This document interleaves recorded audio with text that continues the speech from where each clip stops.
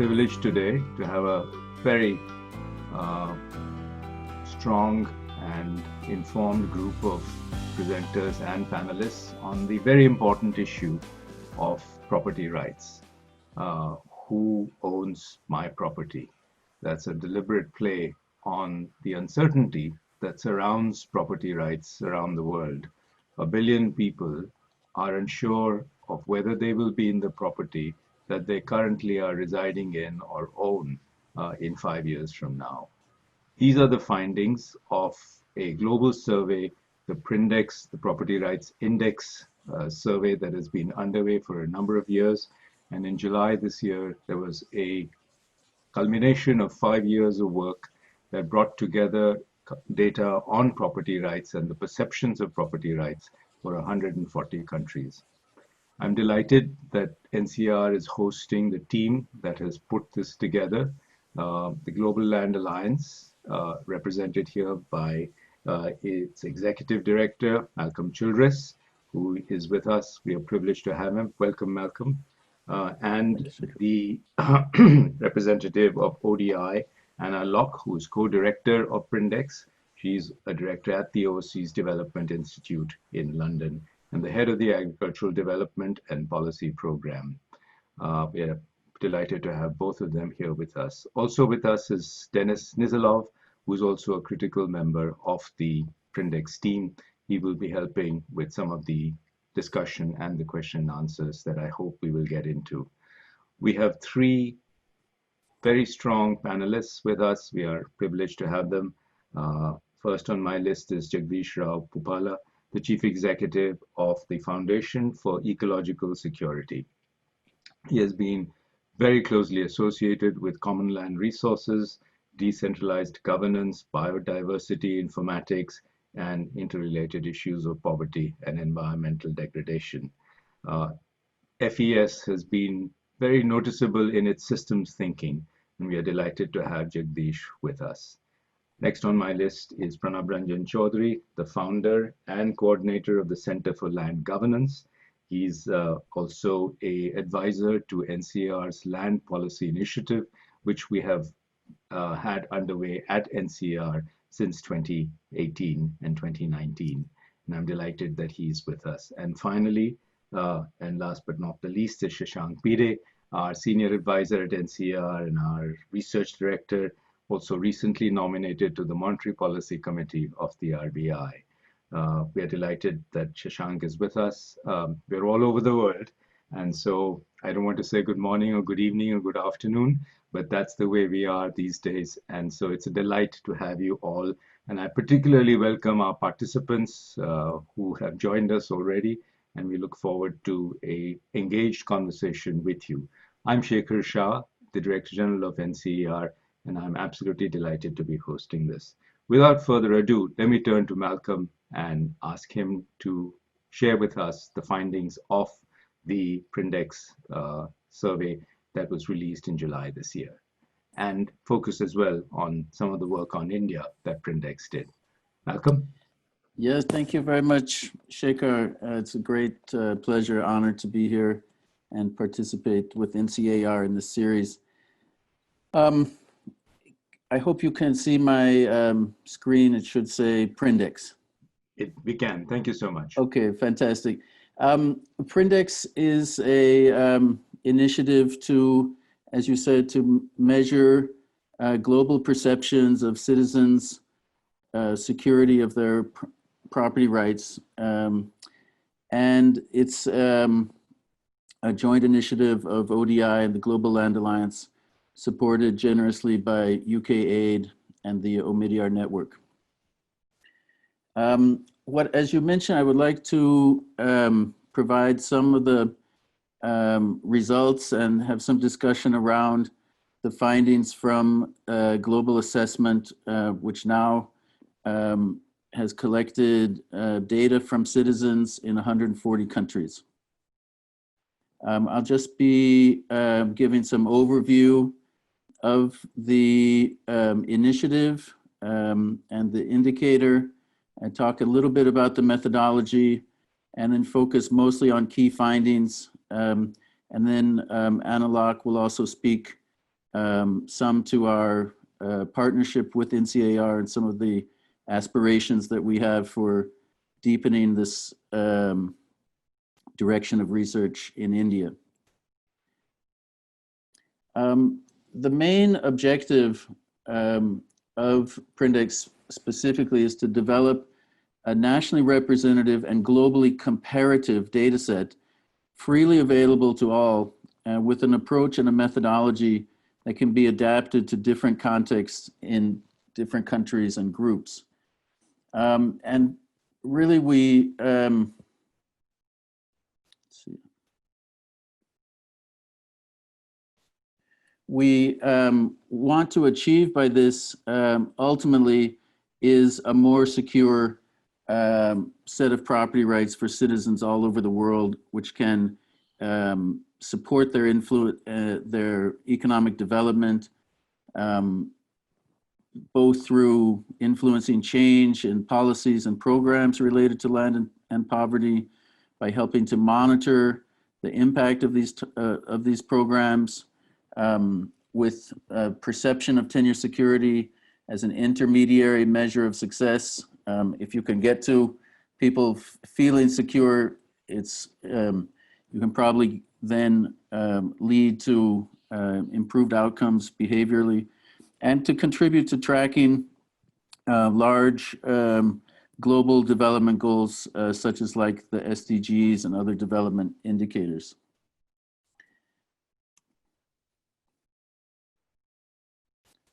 Let me just say that the sort of headline of all this, after interviewing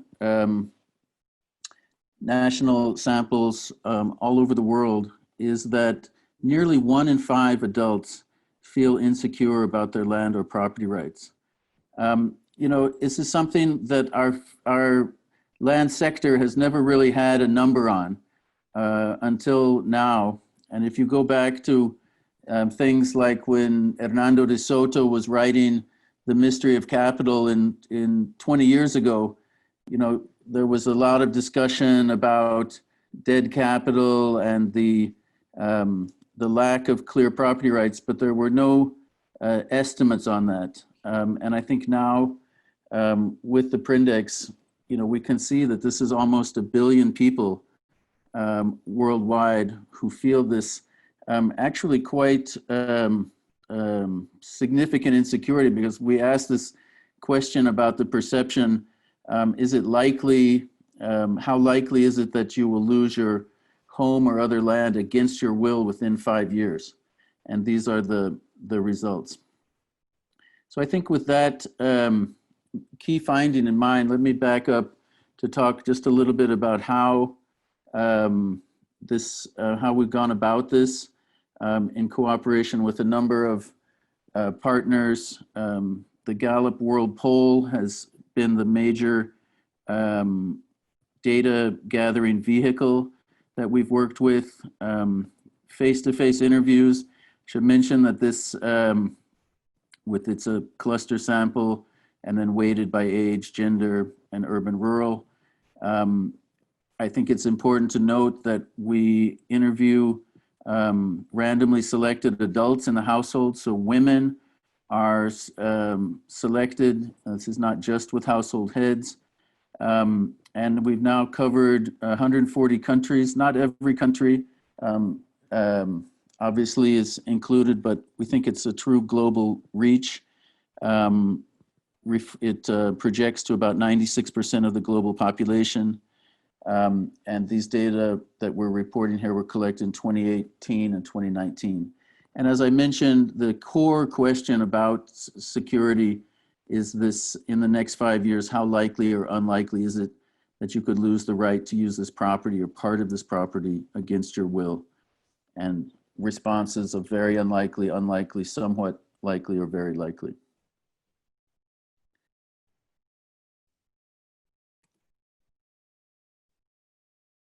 Let me just turn to some findings. I'm sorry, I'm having just a slight lag on my slides. The findings I'll be discussing here are available in these two reports, one comparative report on the global assessment of 140 countries, and the second report on women's perceptions of tenure security. And these are both available on our website, prindex.net. I should mention the data sets are also available, public access on the same website. I think one of the interesting things here is the comparison across regions. And so I just depict here the percent of adults feeling insecure by region. And you can see, from left to right, the increasing percentages with Europe and Central Asia and North America being the least insecure on average, and then East Asia and the Pacific, and then Latin America and the Caribbean, followed by South Asia, Sub-Saharan Africa, and the Middle East and North Africa with the highest average insecurity. You can see on the left axis the percentage of adults who feel secure, and note that because of non-response and don't know, there is some gap. These don't all add up to 100%. I think North America is the only one that's really around 100%.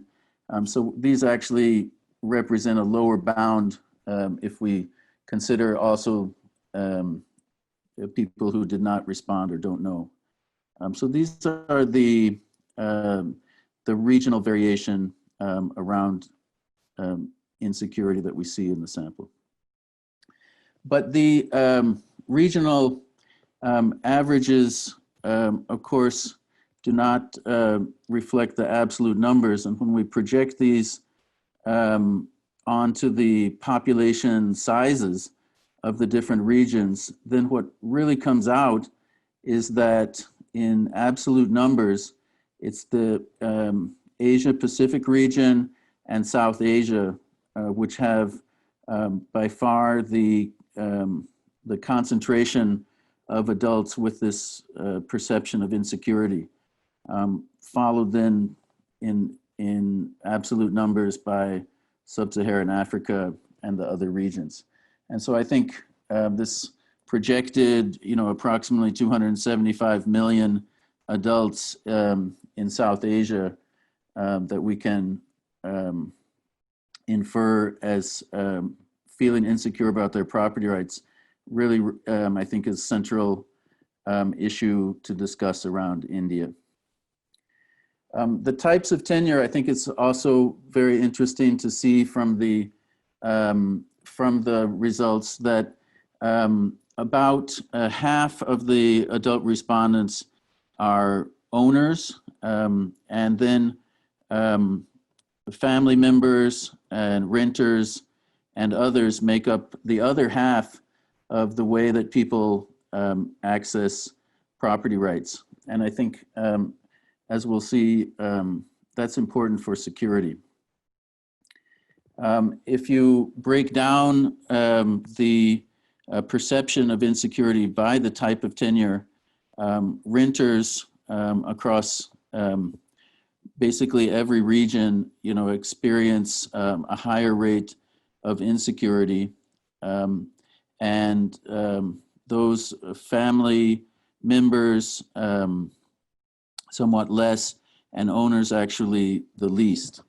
And I think it's actually, especially in COVID times and the kind of economic and public health shock that we're seeing, I think this question of renters' security actually is looming larger.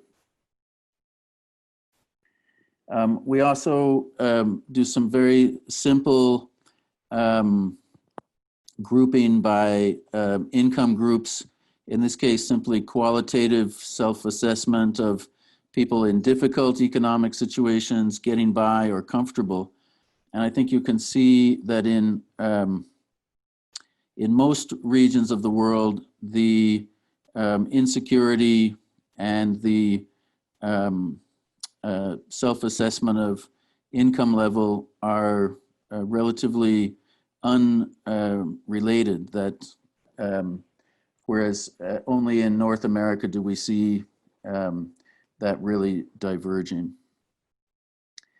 Another area that is, I think, quite interesting and important that the Prindex results shed light on are some of the differences in perceptions of security between men and women. And in this case, we are reporting on hypothetical questions about how likely the respondent feels secure in the case of a spousal death or divorce. And I think the differences here are the green, the difference between women and men in the divorce scenario, and the white points are the difference in men and women in the spousal death scenario. And I think you can see the higher levels for women respondents across the world on almost all of these. In some areas, particularly the Middle East, a fairly marked difference. The reasons for feeling insecure, we ask about the risk of eviction, being asked to leave is the most frequent. Lack of money follows that. Disagreements or with family or relatives follows that, followed by death of a household member or government seizure or other types of issues with authorities.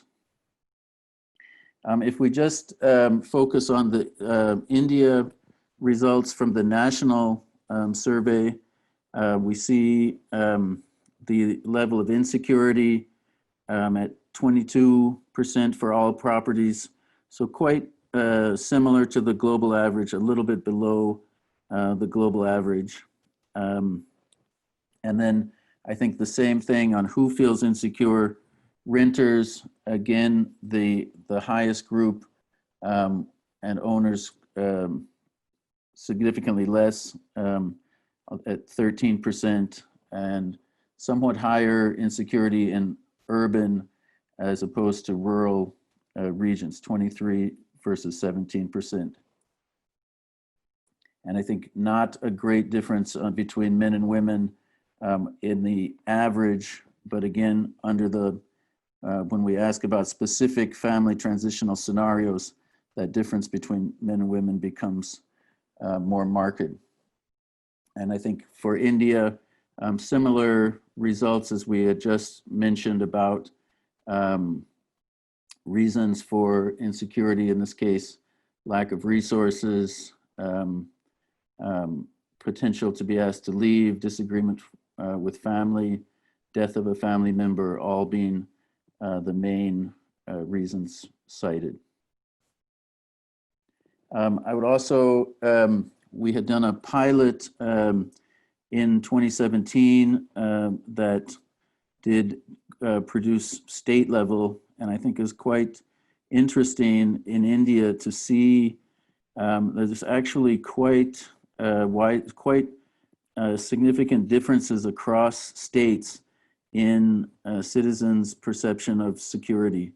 And you can see the insecurity here being darker and security being lighter, and with a range from 6 up to 42% across different states in India.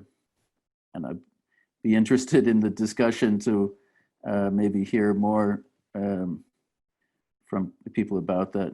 Let me just hand over the microphone to Anna Locke then to discuss what our aspirations are to continue and deepen this work in India with NCAER.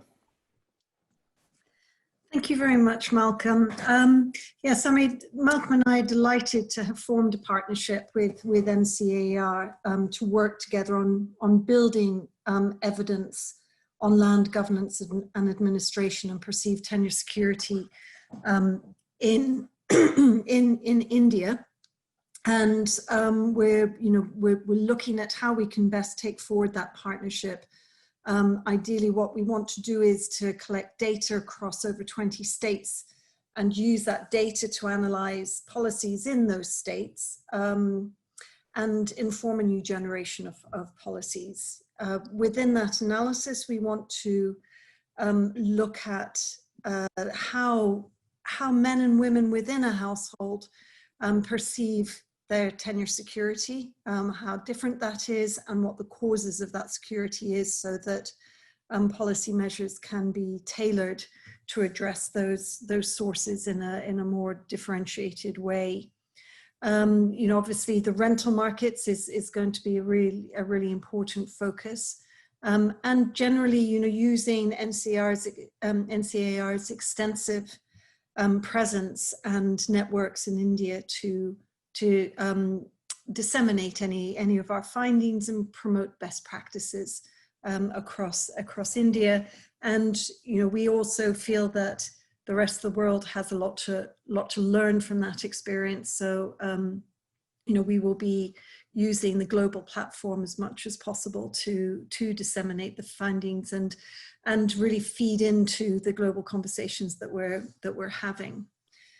I think to give you a broader view of what our next steps are, India is a major priority for us with our relationship with NCAER. We also want to be taking our global data collection to the next stage, to have regular data collection rounds, to be able to monitor, to track progress in perceived tenure security and global policies and national policies to promote that on a regular basis every 2 or 3 years. And at the moment, what we're also doing is deepening that analysis for key countries and for key themes. I've spoken a bit about India. We're also doing, what we call deep dives, doing much larger samples and surveys in Colombia and Zambia to look at different things. Colombia, we're looking at the impact of land tenure regularization in different municipalities, and also looking at perceived tenure security, its causes, drivers, and impacts on community rights for indigenous peoples and the Afro-Colombian communities. And Zambia, each one is different because it speaks to what is important in that particular country, but in Zambia, a big focus is agricultural productivity. And all of that is tied to working with our regional engagement coordinators. We have coordinators in each of the major regions who are very extensively networked and plugged into what is happening in those regions and how our data can best inform the policy discussions. And finally, in terms of themes, we've been digging deeper into the link between perceived tenure security and fragility, conflict, and violence. And we've provided a background paper to the World Bank for their flagship report on land and conflict, which should be coming out later this year, looking at how perceived tenure security and measures to improve that can reduce deforestation and help mitigate climate change. And clearly, further gender analysis is really important, and any work that we do in India on the intra-household allocation of assets and the difference in perceived tenure security will be a very important contribution to the global debate on how to improve and tackle gender differences. And finally, customary tenure. We want to be digging deeper and looking at how customary tenure can affect perceived tenure security, and that's particularly important in regions like Africa. That's all for me, but thank you again to NCAER for organizing this webinar and allowing us to present to the audience in India. Thank you. Thank you, Anna and Malcolm. This is a very rich data set, and I think the connections to not just people's sense of insecurity in normal times, but particularly now during the pandemic globally. Um, as Hernando de Soto told us 20 years back, the poor can be made richer if they had better security of what they own. And since land is one of the most important assets that very many poor people often have, that insecurity is a dramatic reduction in their ability to cope with the pandemic. So I think you're not that this was time to be in sync with the global pandemic, but I think it comes at a very opportune time. With that, let me turn to Jagdeesh Rao Puppala for his comments. Jagdeesh? Can you hear me? Yes, we can. Just to be safe on this internet, I'll switch off my video so that the audio at least is clear. Very clear. You can keep, Jagdish, your face is telling us as much about how you feel about some of these things as is your voice. So we'd love to see you. All right. If at all there's a problem, then I'll switch it off. Firstly, Malcolm, excellent work. Was right from the India days till now, it's a global one. And thank you, Anna, for actually you've spoken quite a lot of what I intend to speak about what are the next steps. So that is helpful. I'm also pretty thrilled that we have used something like a perception-based surveys to highlight such a wicked problem. That's something which is very important for me. And as I was saying, being a part of the pre-design testing phase, FES was helping in seeing how the questions are being understood by local people and what is the length of the interview and whether some questions could be phrased differently.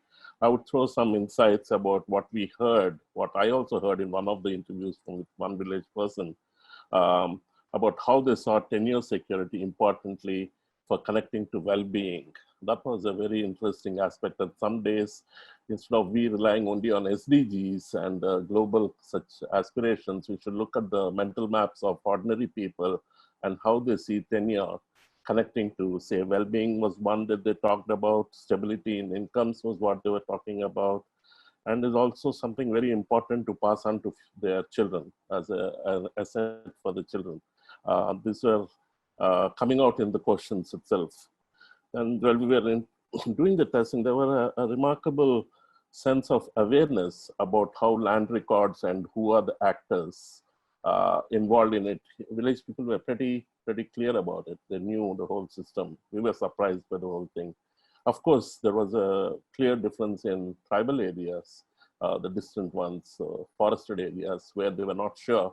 But as a generalization from the non-tribal areas, they were pretty comfortable with it. They also highlighted several problems of changing records, mutation, not having supporting documents for registration, or the records not matching with the reality on the ground. These were some things which people were talking about. They also mentioned that the lack of such tenure results in conflicts, and that's something which we see. Some of the studies that the group, Pranab and group have done, points at something like 50 lakhs, that's 500,000 litigation cases in the courts around land. That's an important one. While we know that in urban areas, home dwellers pay even protection money for feeling secure about the land. In rural areas, it turns out in a far more pernicious manner. There's a kind of a servility, almost of a bonded kind of a nature with the local powerful people. That's the thing. And for women, it plays out far more ugly, where that servility takes a very different kind of a manifestation, affecting self-esteem and some terrible things that happen there, particularly so in remote areas, tribal areas, forested landscapes, where they have to interact with forest officials. So those dimensions all came about. Now, this was some of the field pulse that I wanted to bring into the group discussion. Having said that, I'm now going to move forward because I don't know who got to know about your survey. Or NCAER and Prindex did a marvelous job of influencing policy. I would like to believe that was the case, because the Prime Minister yesterday, the day before, announced the Swamitwa program. Swamitwa, it's what it's called. It's basically about giving property cards, property right cards, fixing the whole complexity around property rights to rural areas. So I'm sure we can claim some kind of an attribution to the awareness that this has generated. And also the State of Land report that you were a part of, which Center for Land Governance, which ISB, Daksh, NCAER were part of.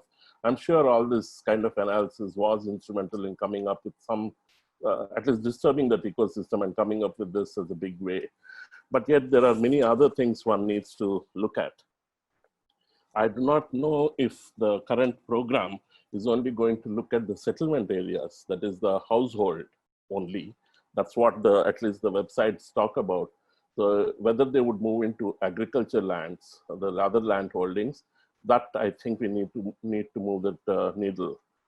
Now that the program is launched, I think we'll have to see what are the issues that we need to get into in operationalizing it. Yeah, there are already some 5-7 states which have started. The website already shows some indicators of where certain level of activities have gone. But my comments are basically about how we could improve it and what else could be done, which Anna covered in her slide too.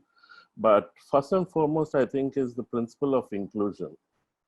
If that is instilled right from the very beginning, the results would be remarkable. Yeah, that's something which I feel we should all strive for. Inclusion of the people, digitally, non-digitally, recordless, women, pastoralists. This is a principle. And I think our old man, Mr. Mahatma Gandhi, he wrote very well, and I have this: whenever you are in doubt, apply the following test. Recall the face of the poorest and the weakest women whom you may have seen, and ask yourself if the step you contemplate is going to be of any use to him or her. Will it restore him or her to a control over his or her own life and destiny? Then you'll find your doubts melt away. I think if we push ourselves with those images of the people whom we usually miss as ordinary people, yeah, I think then we will be moving the needle much more. It will set us a kind of a moral compass for this tenure. Secondly, I think we need a committed top leadership, the same level with which, say, the Ujjwala program has. That's a gas connection, stoves, and that kind of a program which has seen remarkable implementation. Probably even the toilets program also has seen this kind of a high level commitment right from the national level all the way to the village level. If we can have that kind of a commitment, currently I think it's the Panchayati Raj Ministry which is going to do the Samvitva. If it is designed as a program of that level commitment, and I think we will be seeing some very good results. Samvitva is also designed around technology solutions. They are overtly talking about drones and about cars and similar stuff. So I think that has a very sound potential for scaling. And some of you might be familiar how the slums in Bhubaneswar could be regularized in a record time, thanks to support from Omidyar Network, Tata Trust, Cadastra, and the local NGOs. There was almost like a crowdsourcing of information and regularization happening in a very record time. So I think we should look in this, and if there are any government people here, we should look at it as what is the kind of an ecosystem of actors required for this, rather than just looking at it as of course, there's a very, very irreplaceable role that the government has to play in recognizing those records. Yet there are many other actors who can come in with either technology or solutions for scaling from different other fields. Now I move on to what I was talking about that Anna already said. What worries me how do we include people who do not have any documentation? That's something which we need to see. In many tribal societies in particular, land ownership is recognized through oral norms and records, their own ways of recognizing it. Though we consider them informal, they are more formal than paper records for such people. The word that they have, the trust that they have. Now, this is clearly a case where traditional norms of tenure are supposed to be synchronized with modern or outside laws governing property. There's a need for an alignment in this. In this connection, I was briefly introduced to a person in near Bangalore working in villages, and how he developed a parallel system where the village people did not have land related papers. He was offering them housing loans by taking the village panchayat or the village leadership's guarantee as a collateral that these people is a rightful holder. We'll have to think about such innovative ways. I'm not sure if Ushahidi, in their examples of community engagement and governance in Africa, in Europe also, I guess, we will have to borrow from examples from across the world of how to bring in this customary tenure and aligning it with the modern tenure so that the people do not lose out. Then tenure security is supposed to fix some of the goals that we have identified in these SDGs. Yeah, some 4 or 5 of them you have indicated.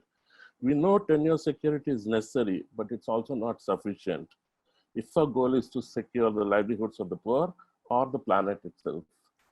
There are other properties like the knowledge on breeding, breeding of crops, breeding of livestock, or the biodiversity of the forests, crops and livestock. Just having your land tenure, but your breeding intellect taken over by others is not going to secure the farmers' livelihoods. So we will need to look at new property regimes around biodiversity, around breeding, and how do you secure that so that that SDG is met in a complete manner. Just one more minute. Then we seem to be looking in the Prindex. I know we raised it then and we looked at it more recently. It seems to be talking about privately held property only. For the very poor people, it's not only the private property, it is the forests, pastures, water bodies, which are collectively held, which makes their livelihood secure. Can we challenge ourselves to come up with an index of how the village people perceive commonly held land? I know Anna mentioned it, so that's something which we could take into account in the next one. Lastly, in addressing tenure security, we are only looking at human interests. Who will speak for the wolves or the birds or butterflies? There are some movements of recognizing all forms of life, in fact, rivers, as legal personhoods. I guess we have to recognize that too. If we are going to look at SDGs, the climate connections, climate change related issues, of the rights of non-human life forms. As I said prior, Malcolm, Anna, this is wonderful work, very important. Now we need to raise it to the next level. Thank you very, very much. Thank you, Jagdeesh, for that reminder of the tremendous potential that this work is now initiating and triggering. And I'm just absolutely delighted that you have drawn attention to just the large number of dimensions that we need to be concerned about, all the way from where you ended about biodiversity and other species on this planet that need attention as well, and that are also dependent on land, all the way then to informal and customary tenure and how we incorporate that into our thinking and our ability to measure perceptions of property rights and security. So thank you very much for that. And thank you very much for also drawing attention to the fact that you were very much involved in the early testing of this work. And it's a privilege for us that you are on our technical advisory committee for NCAER's land policy initiative, so that we're looking forward to that continuity of guidance and advice as we strengthen the partnership with Prindex Global, and NCAER takes on the responsibility for conducting Prindex surveys in India. With that, let me turn to our second panelist, Pranab Ranjan Choudhury. Pranab?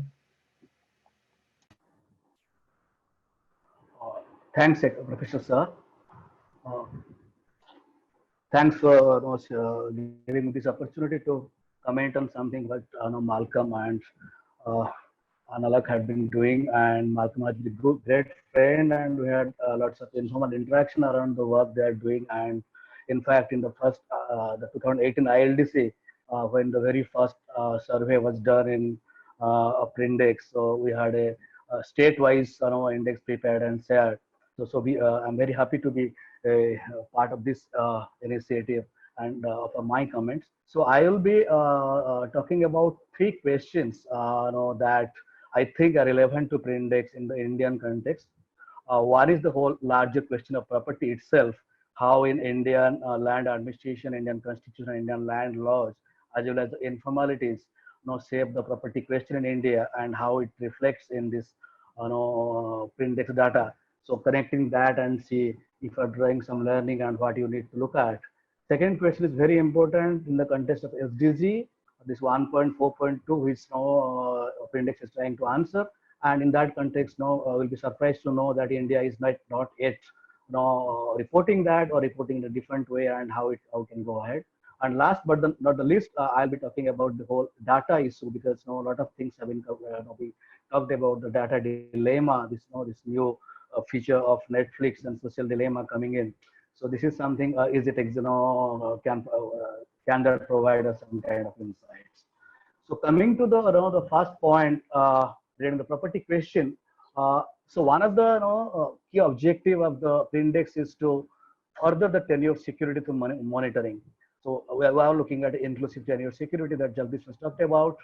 And so while Prindex also talks that the objective is not to look at the causality, why it is why there has been so much of informalities or so much of insecurity, but nevertheless it comes back to again and again when, for example, Malcolm shows that graph linking to documentation and the larger discourse around documentation and this tenure security. That is so Jagdish was trying to talk about the informality. So in that context, I think it is important to look at what is the property question in India. So if you look at the Prindex data, I already said with by Malcolm, it is 22% is insecurity right now. The new set of data and the old set of data was 23%. And if you look at this, people who are feeling secure about their rights are 64%, but only 56% have the formal document. So Malcolm, if you remember, in 2017 data, that's 75%. So we have to see why this formal documentation has reduced, and now it is 18% of informal document. So I was trying to sift through the global data set of 137 countries that you have given your in your website. I found about 42 countries, about 36% of the countries, where there is the tenure security is more than the percentage of people having formal documents. And while in the majority of cases it is the other way, but still there are some countries where there is less document but more tenure security. You can call it Africa effect or something. But I also found in about 24 countries where both percentage of formal document and informal document together is lesser than the tenure security, perceived tenure security. So that means it is not always a document or even informal document that is leading to tenure security. There is something beyond that. So in that context, let us have a look at the Indian scenario. So all of you know, while India became independent, there was the Article 91F, 91F, which provided the fundamental rights to acquire, hold, and dispose the property. But the very first amendment, in order to protect the land reform, they introduced Article 31A and B. Article 31 was trying to, while 91F was trying to bring that, 31 was trying to see how it will be protected. But with the first amendment, we tried to bring in some kind of caveat, and then ultimately in 44th amendment, that particular Article 91F was removed. So in that case, and we have now Article 300A, which talks about no person shall be deprived of his property save by authority of law. So in that case, we don't have really a right to property, but there is something or derivative of it. And if you look at in that context, the land administration system. So while like if you take also this rural property card things that it was not launched yesterday, rather it was the 734 villages, about 100,000 records are given. It was launched around in April. So if you look at, there is a trend towards, though there is no property right, there is a trend towards individual titling. So the whole focus on colonial focus on agricultural land, land and the revenue settlement for taxation, which was not work for titling, is gradually moving towards a little bit of titling arrangement. But again, the titling per se, even the Swamitva is not about more about the title. It is about a rural property card, which will be enabling panchayat to have the taxation like the urban local bodies. So while there is a move towards individual titling, but it is more towards about revenue generation. And at the same time, the title India has, we all know that is a presumptive title, and as already indicated, there are multiple documents. So only registered deed or the land patta or the rent receipt.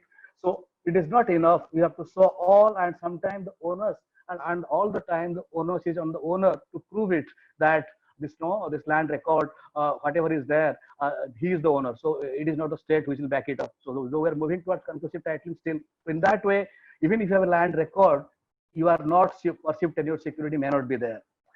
And if it is the land record is there, which now they're trying to monitor through this Digital India Land Record Modernization Program, which this NCAER is now monitoring through this Land Record Service Index, we see while 95% of the records have been computerized, but they are the records which were there, the textual record, only 60% is digitized, and only 12% have been rechecked or resurveyed. So in that case, like the ducks example, most of the court cases are due to land records. So even if you have a land record, you are not sure whether it is giving you tenure security. We have to see in that context how the property card is going to give us tenure security. And another important thing, even if you have a land right, whether the tenure security should be only looked at in terms of eviction or something else, because sometimes I look at tenure security as access to loan, access to this the asset financialization. I look at is a secure access to Prime Minister Kisan scheme. I look at it as access to agriculture insurance. So is it also leading to, because that question will give a different answer than the eviction. So we have to see also, I'll be talking about that, what questions we need to add. So probably it is not only about eviction, it is about what the perceived tenure security is also leading to in terms of benefits or access streams. And if you look at the land laws, that is providing the kind of tenure security. For example, I think that this question has been raised by both Locke and also Jagdeesh.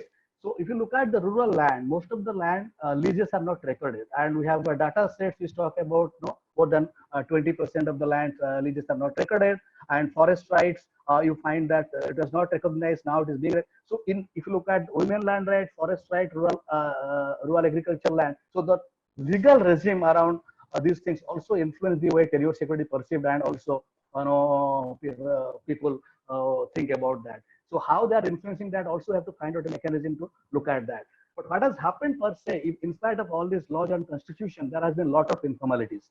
And if you look at the urban slums, and just try to also link to the Prindex data set. In Prindex data, we see the urban areas in Asia and India are less secure than rural India. And if you look at in India, 1 in every 6 urban Indian lives in slums. In Mumbai, like this India's financial capital, you find more than half of the population resides in slums. So and it is only in 9% of the area. If you look at rental informality, I think Prindex is talking about 39% of the renters are insecure in India, and while the homeowners, it is only 13%. If you look at India's data set, this PLFS and NSSO data set, they talk about about 26% of Indian they are living in rental informality. And the present COVID vulnerability exposed that, and there is some estimation that up to 80% of this rents are informal, and it is about 32.5 million people. They are now facing this rental informality in the urban area, and government of India is bringing one scheme around that, but how it is to be taken up, that is to be seen. Similarly, agriculture tenancy I just talked about. There are some farmers, about 36% of tenants, which are completely landless. So they lack complete access to any kind of entitlement because they don't have any kind of land record. So here land record is also as a passport to entitlement. While some states like Jagdeesh was referring to, like Odisha, have gone ahead with a kind of panchayat endorsement to provide them some direct benefit schemes or some kind of minimum support price access, but other states are looking at differently. So what is the mechanism of tenure security? Is it land record? Is it some other document? And how the security is translating to access, that is need to be seen. One of the important thing that I think we must look at in the context of India is the Dalit rights, Dalit and tribal rights. So 60% of Dalits, they don't own land. And even when they own land legally, they don't possess it. So that led to different kind of movements, right from Ambedkar to government bringing in schemes to provide the position. And there is a data set now which is coming based on analysis of the socioeconomic caste census data with Thomas Piketty's lab. that data set talks about that if there's a 1% increase in Dalit population in a village in India, the land inequality increases by 0.2%. So this is something also we need to look at how caste is influencing land data. So this is something I think when you plan the next set of data collection, we need to look at it. Women farmer case. So when I think this is something interesting now, Prindex somebody has this question, Malcolm, we need to look at. While we find that in India, the women farmers are largely deprived, only 13.8% are operational holders. But in Prindex data, we see a tenure security is almost similar in security male and females. Why is it so? Why women are, because if you look at the movement around women farmers, the story is completely different. We need to take a look at that. So now coming to quickly to the Prindex and SDG reporting. Interestingly, the SDG 1.4.2, which really Prindex is trying to support, that the proportion of adult population with secure tenure rights to land, with legally recognized documentation, and who perceive their right to be right to the land as secure by sex and type of tenure in both rural and urban settings, is not figuring in the SDG dashboards, neither the NIFS, SIFS, nor the MOSPI dashboard, nor the NCAER dashboard in India. It is reported differently. Though if you look at the 2017-18 NSSO plan, there was a plan to include these questions in the 77th round, which just as ongoing or getting tabulated of the land and livestock survey. And there was also a plan to do a multiple indicator survey during 2021. But unfortunately, if you look at the reports of 2019 and 2020, where these dashboards and reports are available, it is being reported as, like in most dashboard, reported as proportion of population living in household with access to safe drinking water and sanitation. And in NITIA's dashboard, it is looked at referred as percentage of households living in kacha houses. So looking at that, that means there is something missing. So look at that, probably that provide a lot of opportunity for Prindex and NCAER to engage with the state to see how make this data set more acceptable to the government. So in that context, now we have to see, because government of India is having now three kind of framework, NIF, SIF, and DIF around this SDG reporting, national, state, and district level, how we have a data set which go across those kind of things. Malcolm may correct it. It was about 16,000 members sample size in the 2016-17 data set. But right now, when I downloaded, I found around 3,150 households. So in that way, you have to see how and if you can cover all the states and districts. Similarly, another important issue is that this localization. Pranab, we'll have to end shortly so as to leave time. So I'd like you to. Can I take two more minutes? Sure, of course. Yeah. So the localization thing is important in the context of Prindex, particularly the local actors and ownership involving them. Looking at local data, whether the Prindex data is getting reflection and comparability with NSSO, with India Human Development Survey that NCR do, with NFHS, with DLRMP, with FRA database, because to some extent they also talk about tenure security. So is there a kind of mismatch, or is that something you can take it? And also, is it relevant local policy? For example, can we look at women land right, Dalit right, forest right, because that is the tool probably the local stakeholder need to do policy relevance, the policy advocacy. Similarly, can we integrate, when you look at the next stage, are you integrating with ISG's data set, or you integrate with the NSO data set? How we take it forward to make it more sustainable, and how we take other actors. Last but not the least, I'll conclude with this. Prindex has all its good intention, and it is evolving, and we're trying to improve it, take a deep dive.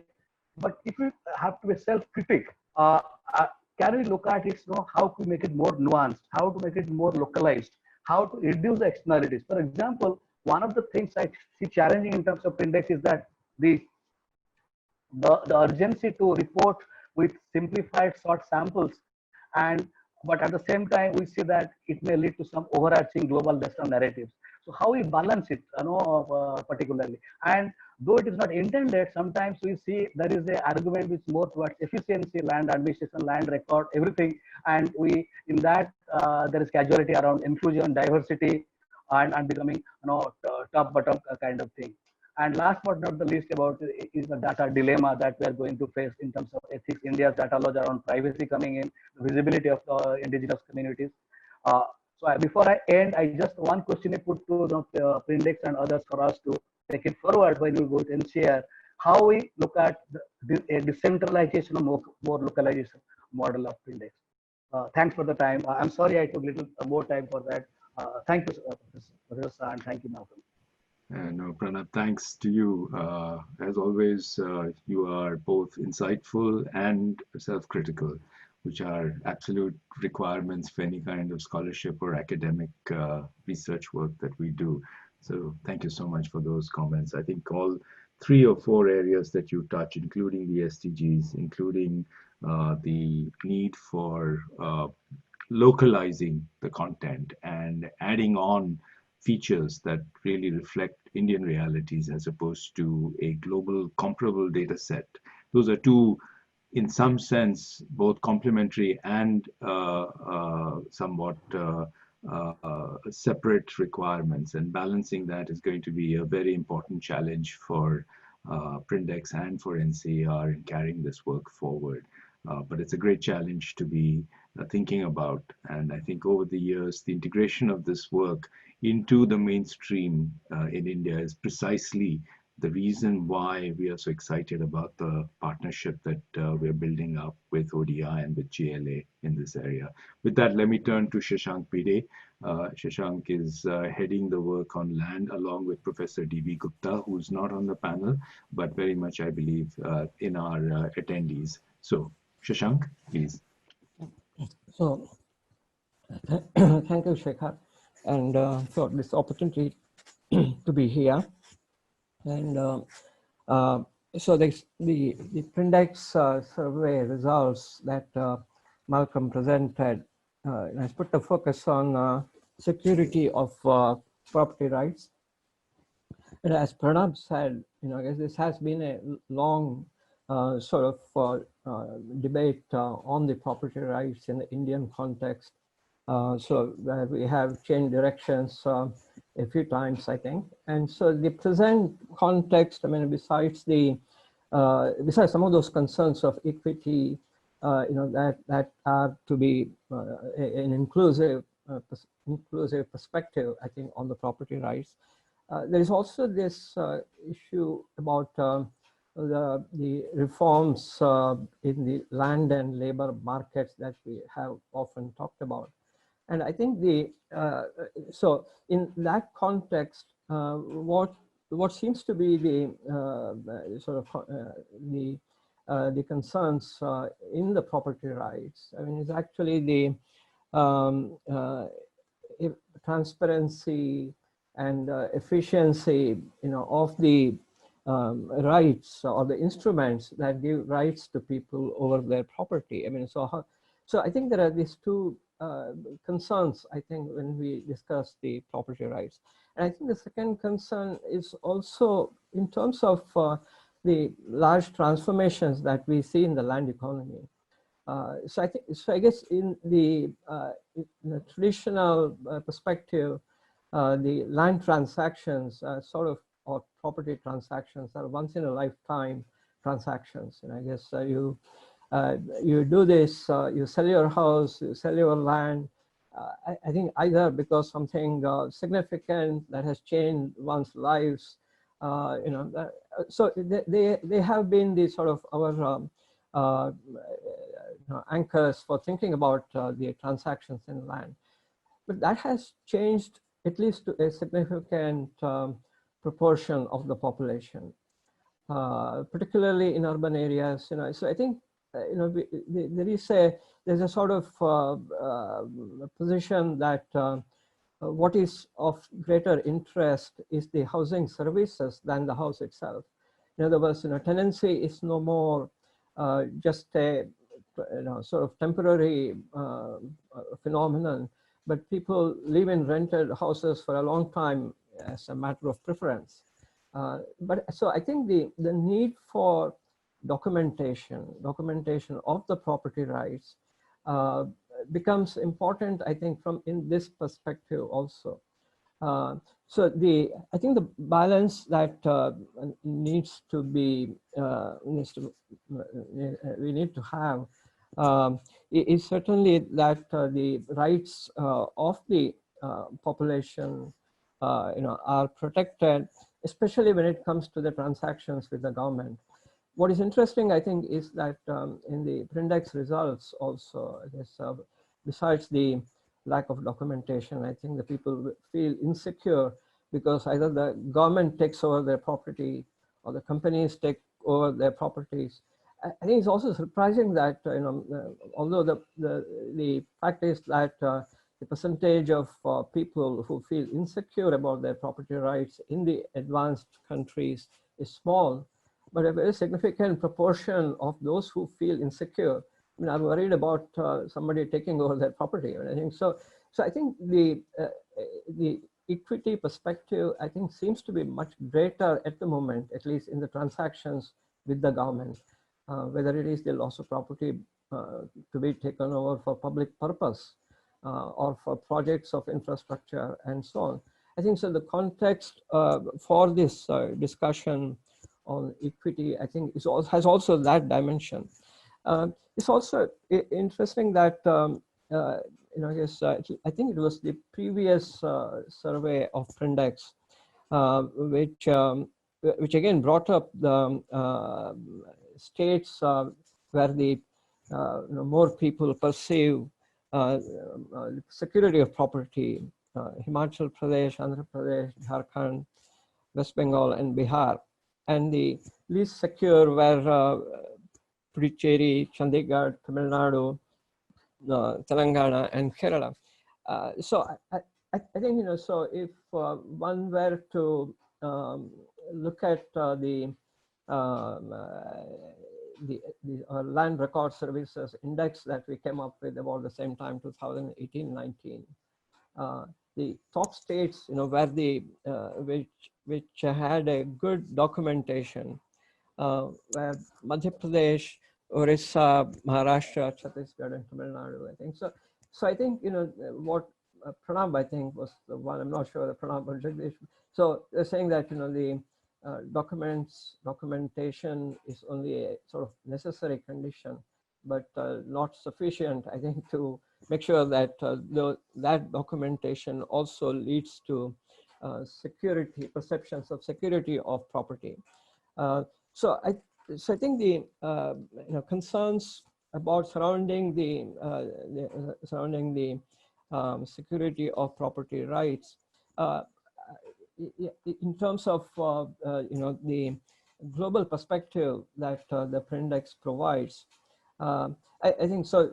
That is the biggest strength, I think, the global perspective that comes across.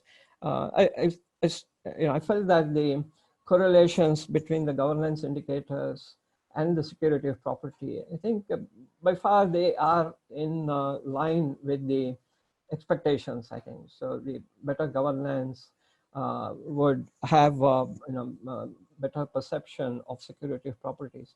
So I think the point probably is that, taken together with my earlier comment that documentation alone may not lead to greater perception of security of properties, is that so it's a necessary condition. And I think the governance indicators are probably as important in ensuring the security of property rights than just the documentation. So I think the what is also a related sort of point. At one time, I think the indicators other than the documentation that were important in Delhi, at least, I think the South Indians were preferred tenants. So compared to the others, and so I think there was no documentation that was required to say that. So similarly, I think in elsewhere the so-called advanced corpus for renting a house, I think it's called Pagdi in the West. So I think the lack of confidence, I think, in providing housing services, confidence that they will get the assets back, that simply is not enough with the documentation. But I think it is also about the enforcement of this documentation, enforcement of these rights. That is where I think this massive proportion of civil disputes in courts related to the land disputes. So I think the interpretation of the documentation is as important, I think, as this. So I think given all this, I mean, I guess not to take away from the fact that initiatives in improving land records, particularly the digitization of the land records and so on. I think the efficiency of these records in meeting the needs of people, either in terms of asserting their rights or in terms of easing the transactions in land. I think that we still need to wait, I think, how this pans out. So these are a few comments, Shekhar, that I wanted to make. Thank you, Shashank. And you alluded very rightly to the issue of land records and how they either relate to the perception of property security or security of tenure, or how they don't. And we have cases where the land records are in very good shape since they are a state subject. So every state has a different legacy and a different procedure for registration as well as issuing land records. The level of digitalization is also different under the Digital Land Records Improvement Program, the DLRIP. So this brings us very much to the core of the partnership that we hope to have with, and we are working on with NCAER, GLA, Global Land Alliance, and the Overseas Development Institute. And I'll just very briefly share a kind of schematic that puts it together and actually addresses many of the issues that Jagdeesh as well as Pranab and you raised. I'll just share it very briefly and then let's take on questions that have come in from our participants as well as just comments with each other. So this is a kind of overarching view of how we see the Land Records and Services Index, which you referred to, which NCR released in February this year for the first version. This will be a new version that we'll work towards, which will look at both the supply side of records that the state provides, the digitalization as well as the accessibility of the land records, and then the demand side. How are households responding to the supply of these land records? Do they find that them accessible? What is the quality? All of this will be incorporated into what we hope will be the next version of the Land Records Services Index. And along with that, we hope to build out a common data set that will not only look at the supply and demand for land records, but also how people's security perceptions match up with those land records. And I think we're going to have a very rich data set that, of course, like all data sets that NCR collects and Prindex collects, will be available to researchers everywhere. And we hope that this will spur investigation and research into many of the areas that people referred to in the discussion. I see that in the questions that we've been getting, a number of people have been very intrigued and interested in thinking about how technology is going to help us improve both the perception of tenure security as well as the ability to produce records that are useful and important. And I wonder if one of us can take these sets of questions. Dennis is on our call. Dennis Nizalov is a senior advisor at Prindex and working with both GLA and ODI. He has been very crucial to the collection and the analysis of this data. Dennis, do you want to come in? Yes, thank you, Shekhar. And thank you very much, dear panelists, for a very good set of questions and points that you brought in this discussion.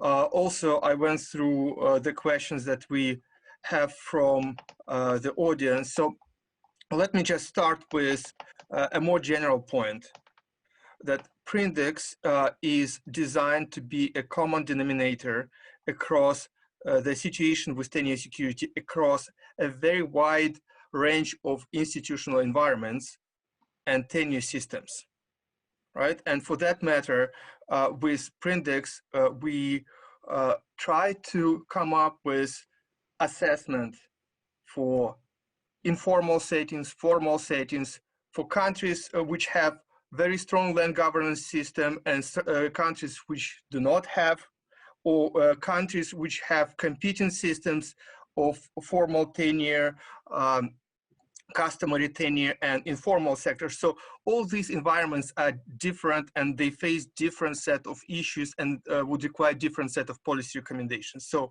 that is exactly where the need for deep dive, country-specific deep dive come in, and we are very glad to have this opportunity and build the partnership with NCAER and focus on some of the questions that are relevant to India, but also from which we can learn for the global society and learn lessons in terms of how to improve tenure security. In particular, we have seen several questions and several times our panelists raised the issue of formal versus informal tenure, right? And the role of documentation. So I think this unique opportunity of linking supply and demand side will be exactly the kind of focus where we can explore how quality of land governance, land records would affect the perception of tenure security, and whether it is relevant only to those who have the records or have sort of spillover effect on productive behavior, on investments of a broader set of tenure types, right? Whether, for example, renters benefit from strong land records that are possessed by the owners of land, for example. Going back to this sort of more granular approach to assessment of tenure security, I think the question about gender differences is also sort of belong to this would benefit from a more granular approach. When we assess the gender differences across the globe, across tenure types, we may see very little differences Pranab has pointed out to. However, if we take a closer look at this question, we see a very significant difference, as Malcolm has presented, with respect to different sources of insecurity, for example, intra-household sources of insecurity in case of divorce, in case of spousal death. We have also seen with our data evidence that in many countries, women tend to possess less secure forms of tenure in compared to their male spouses.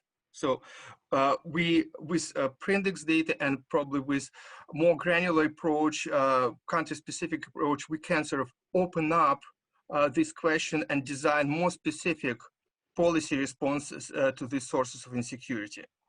And the same would be true if we think about security of tenure for agricultural land, for forestry, for aquifer, right? For some countries, this issue is very relevant, and that would require country-specific deep dive to assess how secure the tenure system is, what are the sources of insecurity, and what policy response would be the most relevant to this particular setting. Because, you know, everybody in our profession knows that there is no silver bullet, right? We need to design a policy response that would target the specific issue, right? And that's exactly what I hope we will achieve with this partnership with NCAER, doing Prindex India deep dive, where we have a diversity of various policies designed and applied by different states, where we have diversity in terms of coverage by formal documentation. We have diversity by the quality of land governance. So I think that's a very unique opportunity, which I hope we will explore within this upcoming project. And I think the lessons will be learned, as I mentioned, by community outside in India, and would benefit economic development. Thank you, Dennis. Let me turn to our other guests and pick up some of the questions. I should mention that NCR's work to date is part of a consortium that has been established in recent months called the Property Rights Research Consortium. We are a privileged member of this consortium, and along with several other institutions, all of whom are being supported by Omidyar Network India.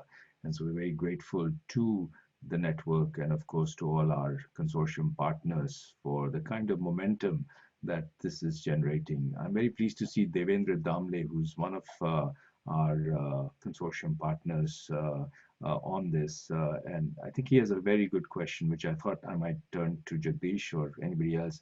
And he asks, how does the perception of tenure security, which is measured in terms of, say, the fear of eviction, which is what Prindex does, correlate with actual rates of eviction? And is there any knowledge on this, both within India, of course, and globally? I think it's a very interesting question. The kinds of research questions that I think this data set will begin to start throwing up. Jagdeesh, any thoughts on this? Not particularly to say that, if there is a correlation or not, but definitely even the report that Center for Land Governance, ISB, has put together, this conflict seems to be higher on public land rather than private land. That's one of the generalization I could say. It would be interesting to study why so, but the question of whether they feel secure was never asked. I think Prindex study is also has to be highlighted, that we are asking people how secure they are feeling, and whether eviction, to correlate it with eviction, is a next generation question. But the State of Land report does talk about some degrees of litigations and some degree about what kind of evictions and threats people are seeing, basically around public land. Private land seems to be relatively better. And the work of Daksh here is quite pertinent as they've been looking into some of the legal aspects and the caseloads in our courts relating to land. Malcolm or Anna, any international experience on this relationship between rates of eviction and the concerns about security?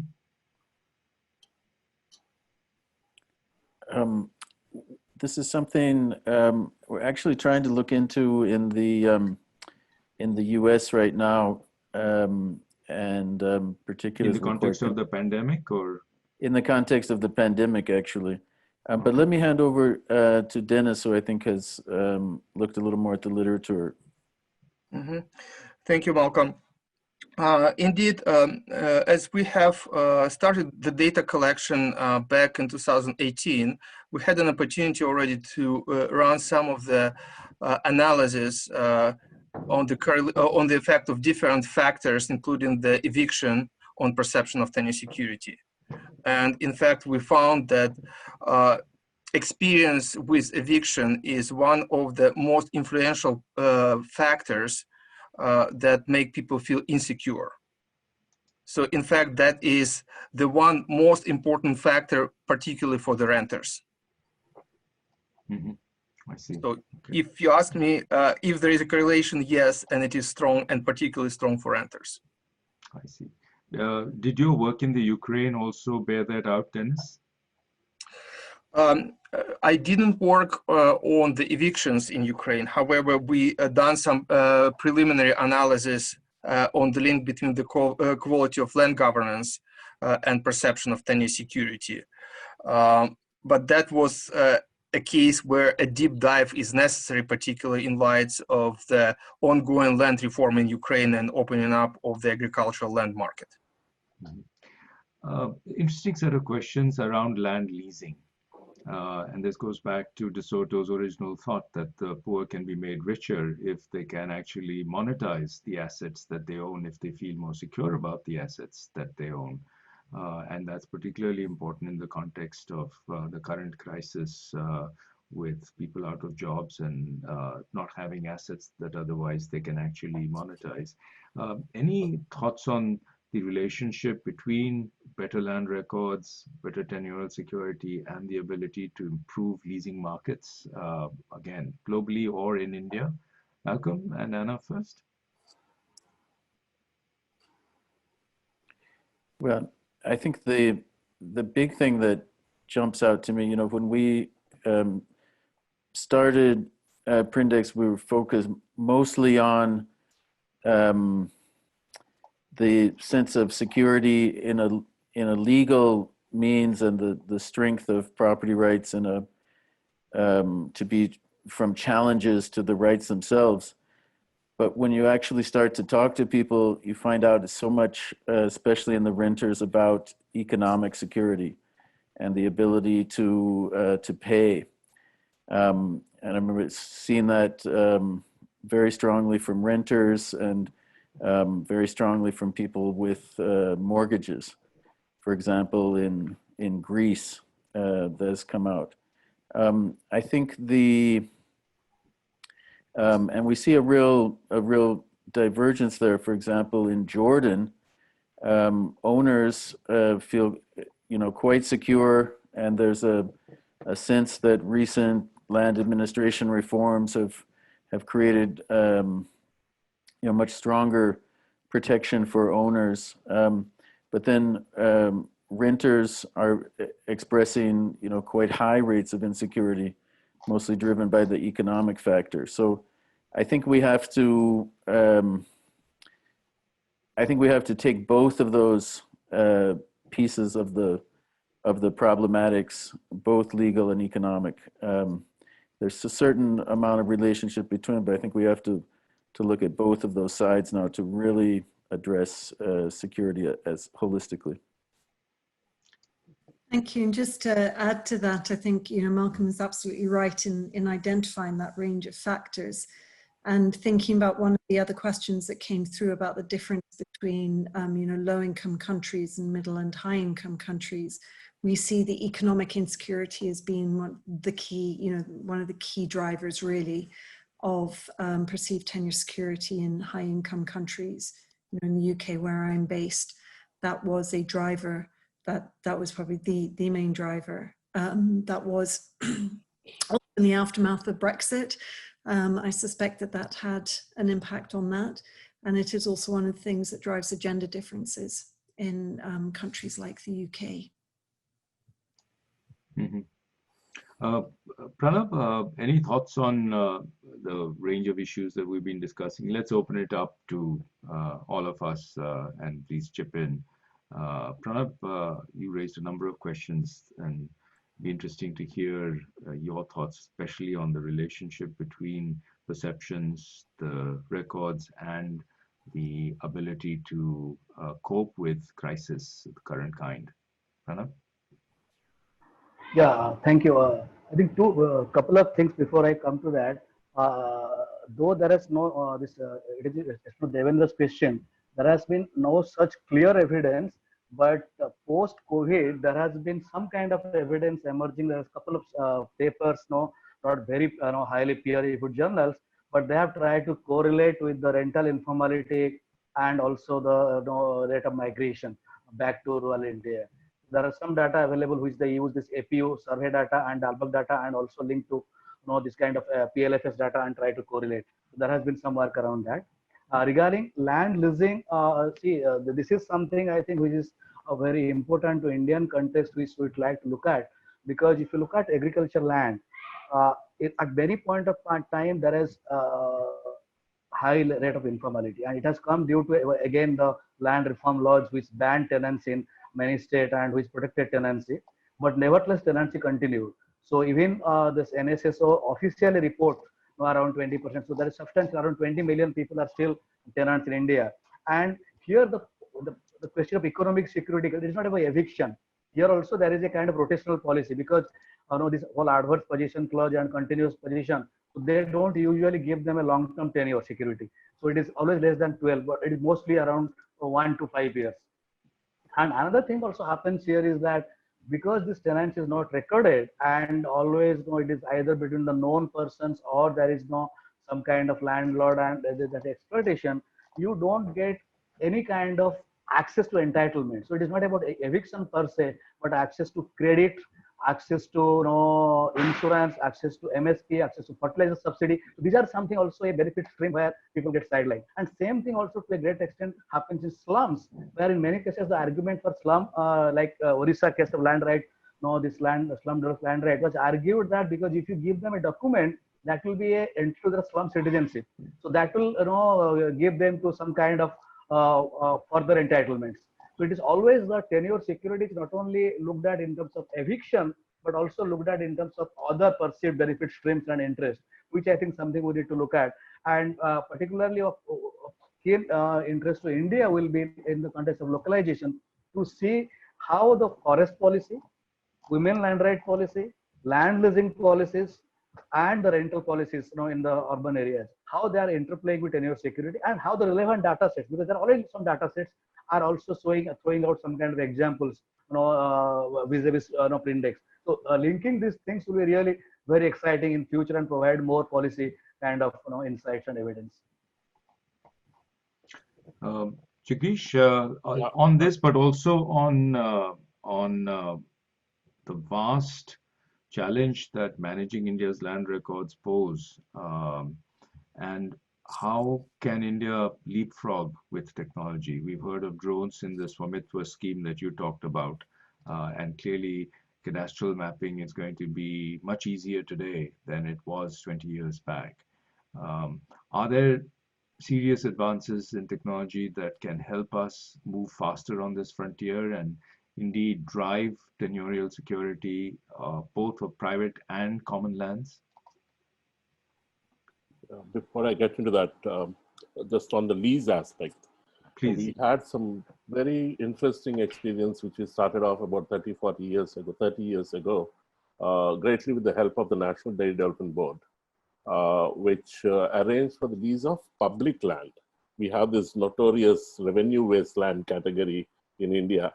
How could you lease those wastelands to village communities as a whole? I saw one interesting replication of that in Rajasthan, where that same land lease orders were used for helping self-help groups around orchards. And I'm told a variation of that is also available for kitchen gardens and homesteads in Orissa, so where land is leased to them. Having said that, I think I would not be, I'm not a techie or a technology expert, so but I do know that there is considerable work particularly with cadastre on the defining the boundary of your parcel of land. That's a very tricky one, and you need high resolution imageries, and which can reduce. They've found a way of doing it at scale across many countries. So at least mapping that boundary is solved.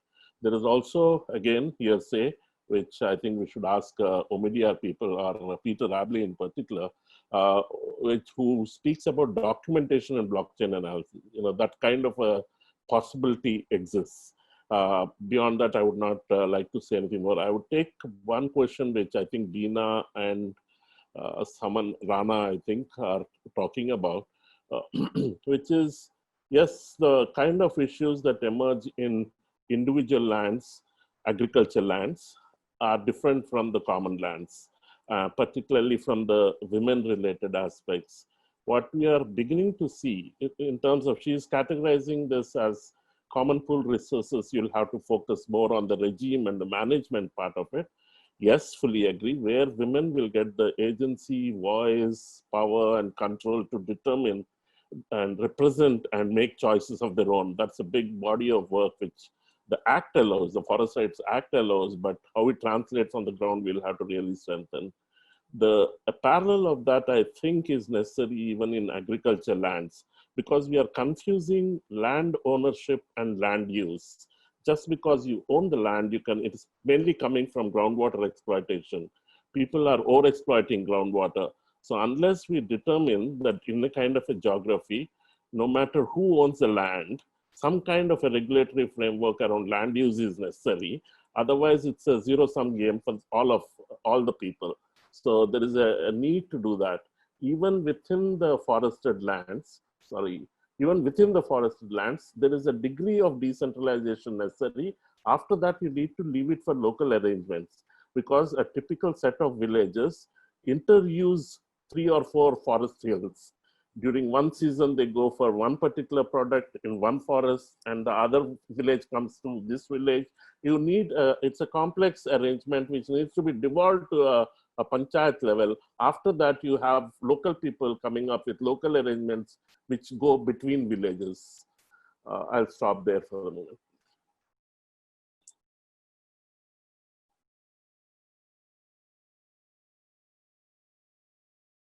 Sorry, I was muted. Thank you, Jagdeesh. We are at 6:30 already in India time and various time zones, which was supposed to be our scheduled stop. With everybody's permission, given that this is such an interesting conversation, we'll probably stretch it for another 5 to 10 minutes and take up a few more questions. Veena Agarwal's question was, I think, a very good one. And thank you, Jagdeesh, for drawing the difference between common property and private property resources. That's going to be an important further direction. In the conversation, we also heard about integration with other data sets. NCR is privileged to be one of the collectors of those data sets, the India Human Development Survey, which has some element of tenure security or property rights security in it. The next round of the IHDS will be back in the field as soon as surveys are possible in the next few months. Currently, they are not. And I think this will be an important thought for us to carry to the IHDS team, that there may be marginal changes that could be made that could allow greater integration with the Prindex data as well as the Land Records and Services Index. Shashank, do you want to come in on how NCR is thinking about some of these issues and how, as we seem to be converging on a range of topics, and of course this could become a very powerful source of data, both the Prindex India work as well as our LRSI work and now the IHDS and a range of other surveys that we sometimes do. Any thoughts on that, Shashank? I think what is interesting about the Prindex work is the state level sort of focus, I think, or perspective that that is there. And so many of the data sets, I guess that we have, whether it is the National Sample Survey, IHDS, and so on, while they may not be representative at the state level, but they have significant sample, I think, at the state level.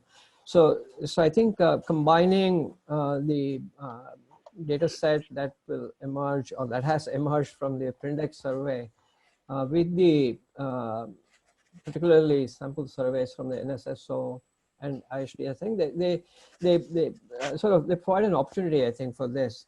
A lot of household level information about the characteristics of the households and so on. I mean, may not be possible, I guess, to do it at less than the state level, analysis. So I think the some of the issues relating to the security of property rights and so on, and the impact of that, I guess, on the household context. I think there will be an opportunity to do this using these different data sets that will be available. So I guess including the work on our supply side, the land record services, sort of looking at the two sets of data, I think will help us understand the implications of better land records and the security of property rights. Yeah, and we are very privileged to have recently added to NCR's faculty Dr. K.P. Krishnan, who many of you would know was the previous additional secretary in the Department of Land Resources, and who actually inspired a lot of the work that we have been doing in the digitalization of land records. And so we are very fortunate to have him at NCAER. Pranab, you wanted to come in? I think did I just see you raise your hand? Yeah, I think just briefly, there are two things not exactly in this particular context, but linking Prindex, SDG, ISDS, NSS, everything. So I think that ecosystem with, I think Professor Bhide was talking about, see, NSSO has already indicated that they would be developing a kind of questionnaire methods to address this SDG 1.4.2 and 5A1. So Prindex is also doing that. ISDS also is going towards individual level, 3 individuals in a household to look at the data set. There is also a discussion going around something called multiple indicator survey as per the UN START method that Government of India will adopt it. I think there is a requirement for us to engage with the state, because in most of the state, the way 1.4.2 reporting is looked at is twofold. One is that admin data sets, which will talk about documentation aspect. Another is the tenure security through survey. So documentation aspect can come from NLRSI and others, and the survey part can come from ISDS, Prindex, NSSO. So how to synergize it and make it more sustainable, scaled up, and go to the granularity, like, because Government of India is talking about now not only NIF, national level, state level, or also district level. So this is something which also we need to see how we address the samples. So probably we need to engage together and engage with the Government of India and see how we can take it forward. Thank you. No, I think that's a very interesting thought, and I'm sure that we should talk to Secretary Mosby. We currently don't have, they haven't yet reappointed the new Secretary Mosby. I have been in discussion with him about this, and we've also been talking to the Registrar General of India in the context of the census. Of course, that's a very different process, but it'd be very interesting, your thought about having a discussion around the coverage and the ability to tie these data sets together will be extremely powerful. So we'll take that on as a definite suggestion, Pranab, and we'll also request your help in doing that as we move forward. We are coming to the end of our discussion. It's 6:30 in India. With that, I want to start closing and just wanted to go around and ask Malcolm and Anna first, and Dennis then, about how they see this work progressing globally, and how the India deep dive, which is what we are hoping we will be doing, is going to influence that global process. Malcolm? Yes, I mean, certainly the need for these deeper dives and to work on a more granular level is a real priority. I think what we're going to see, I hope, as we go farther with those kind of things in India will inform much more widely. We're working a number of partnerships. I think one of the ones I want to mention is with the International Land Coalition, and also with their indicator set, and with the SDG Momentum Group, which is trying to push greater momentum on using the SDG land indicator. So those things, greater decentralization, we're looking to expand partnerships across the globe. We have some very interesting bottom-up things coming in Lagos, Nigeria, in Colombia with community groups. We would love to see this be part of a much bigger movement to push the tenure security and this agenda globally, and look to India for that. So thanks very much for the opportunity to participate today. Thank you. Anna? I think Anna's had to drop off. Oh, she's dropped off. Dennis, do you want to fill in? Thank you very much. I think the important thing is that with the first ever global comparison of tenure security, we open up a very wide agenda for further policy research. And in particular, what policies would augment the formal registration, right? What complementary things would make people feel more secure? What is the background nature of the gender differences, whether it has to do with how men and female differently comprehend and process the source of insecurity, or there are cultural differences that behind this. And there are many more questions like that. And with this deep dive in India, we hope that several questions like that will be addressed. And as I mentioned earlier, we can learn outside of India from this experience. Excellent. Well, thank you to GLA ODI for joining us on this. Thank you for sharing the work that Prindex Global has done. We have high hopes for embedding this work much more deeply in India. We look to the support of people like Jagdeesh and Pranab and others who are part of this milieu. I think this is an exciting new initiative that I hope will open up further new initiatives. And I want to thank all of you for joining us. I want to thank all our participants who joined us and for your questions. Where we have questions that had been submitted by individuals who've given their name, we will certainly collate these and share them with GLA ODI as well as with the other participants. And if they are able to, they will be responding to you directly. Again, thank you, Jagdeesh, for joining us. Thank you, Pranab, for joining us. Thank you, Shashank, for joining us. Your comments were very opportune and relevant. And I thank all of you. Very good evening from me, Shekhar Shah, and we look forward to having you on our next webinar at NCAER. All the best and stay safe. Thank you and goodbye.